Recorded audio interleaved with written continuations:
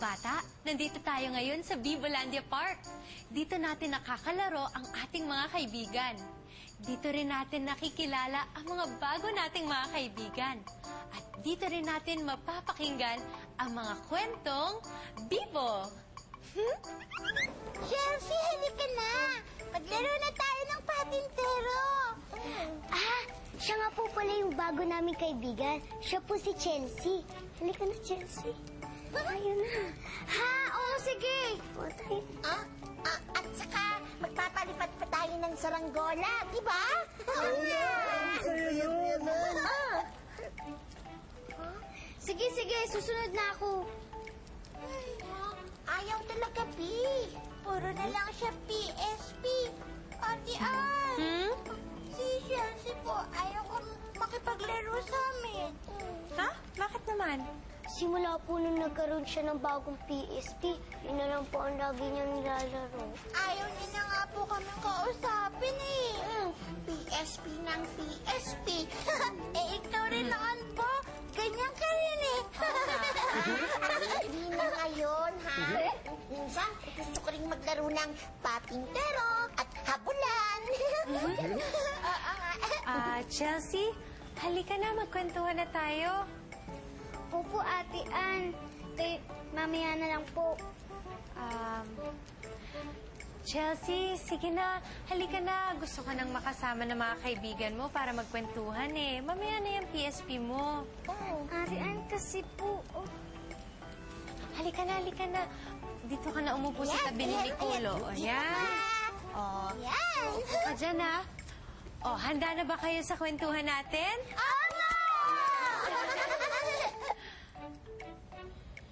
Chelsea, mamaya na yan. Chelsea, pwedeng mamaya ka na maglaro ng PSP mo? Makinig ka muna sa kwento ko.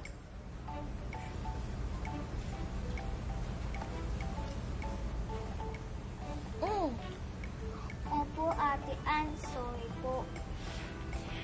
Okay lang. Ayan na. Magkukwento na si ate.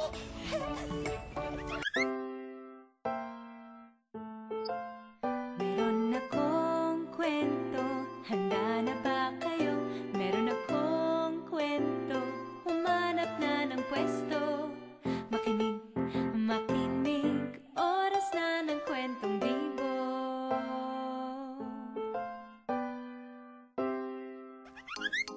Sobrang hilig maglaro ng computer games ni Ike, isang batang tarsier.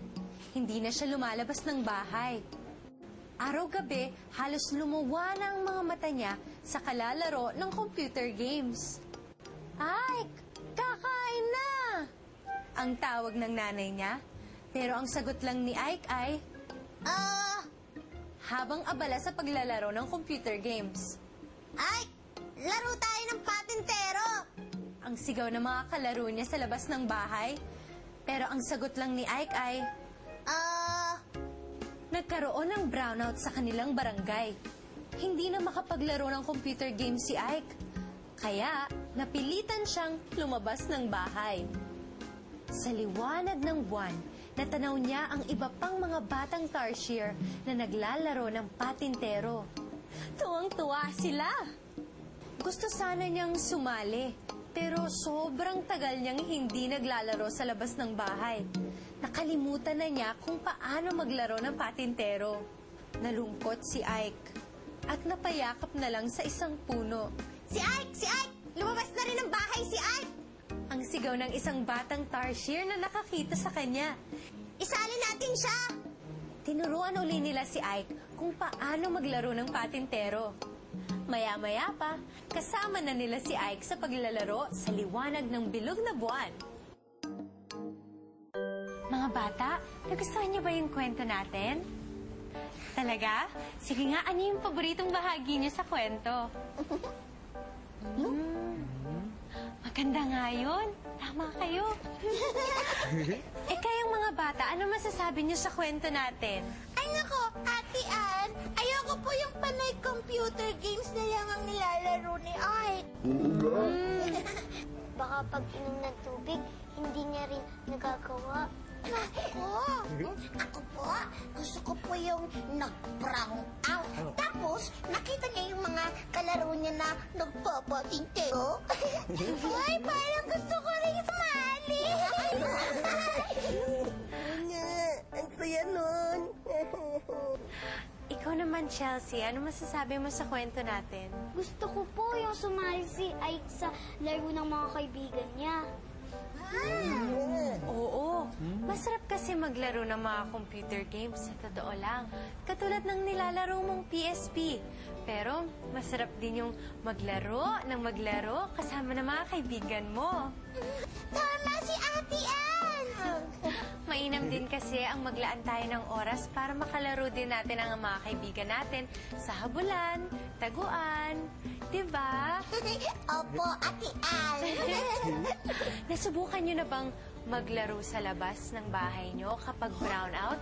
Yung maliwanag yung buwan? Ay, hindi pa po. Sige, minsan subukan natin, ha? Gusto nyo yun? Gusto ko yun. Naku, yung simple lang. Ikaw. Ube, bukaw, lupian, kahel, dilaw, puti at itim. Mga kulay sa paligid. Pula, ube, bukaw, lupian, kahel, dilaw, puti at itim. Puro hanapin natin. Hindi ko mapigilan. Parang gusto ko rin tumalon. Oh, parang kumakaskas, oh.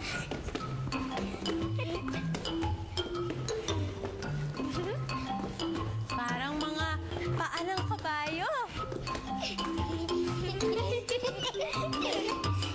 Ang bilis! Ang bilis! Nasabayan niyo ba kami? Talaga? Mukha ngang ang galing niya sumabay sa musika habang tumatalon, naglalakad, kumakaskas, at tumatakbo. Ang galing-galing ninyo. So, ulitin, ito ang bahay ng musika.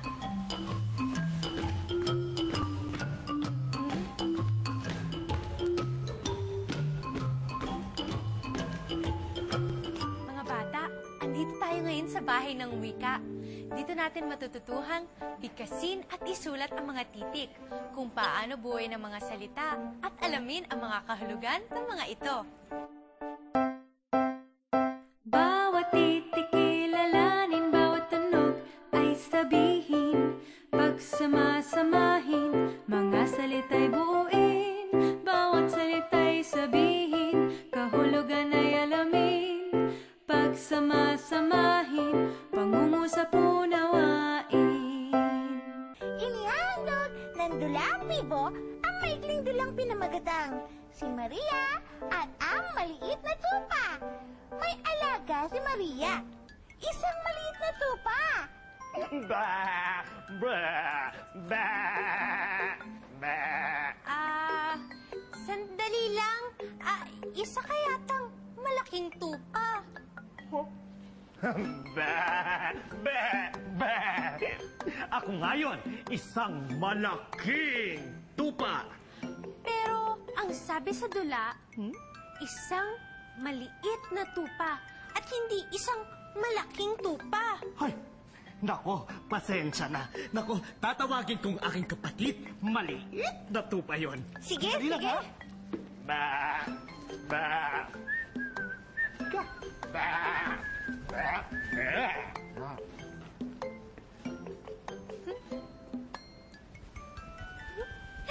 Ayan!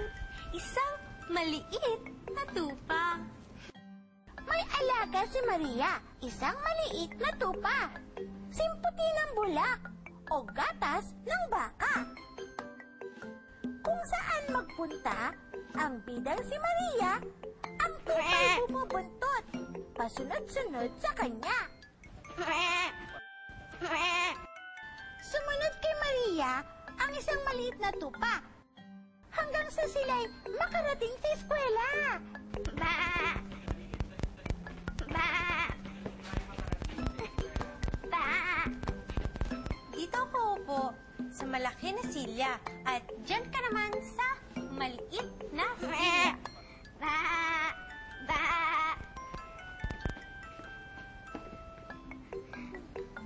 Ba! Ba! Ha? Sumunod kay Maria? Ang maliit na tupa? Hanggang sa sila'y makarating sa plaza?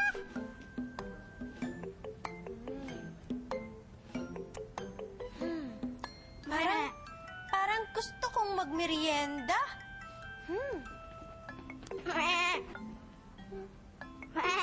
Sa'yo itong maliit na tinapay. At akin ang malaking tinapay. Kain na tayo.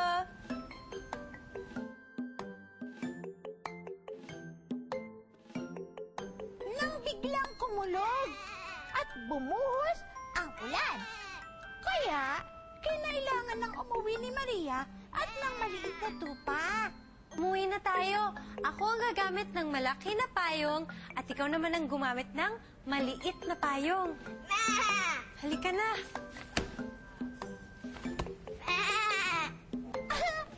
Sumunod pa rin kay Maria ang maliit na tupa hanggang sa sila'y makarating sa bahay nila. Kamusta? Hello, ako si Laptop. Samahan niyo akong mag-aral ng mga salita sa Filipino at Ingles. Maliit. Small. Maliit. Malaki. Big. Malaki. Maliit. Small. Malaki. Big. Malaki ang tupa. The lamb is big. Maliit ang tupa. The lamb is small. Mga bata, ano yung pinakagusto niyo sa mga ginawa natin ngayong araw na ito? Ako po, Ate Ann, gusto ko po yung dula. Kasi gumanap sila ng tupa. O ikaw naman, Bo, ano yung pinakagusto mo ngayong araw na ito? Ako po, gusto ko po yung tungkol sa bilang nga isa. Maganda nga yun. Eh kayong mga bata, ano yung pinakagusto nyo sa mga ginawa natin ngayong araw na ito? Nakakatuwa nga yun. Gusto namin yun. Ate Ann, ubos na po oras natin. Oo nga eh. Pero bagong lahat, magpaalam muna tayo sa ating mga kaibigan. Paalam na tayo, Ching. Saka go. Paalam!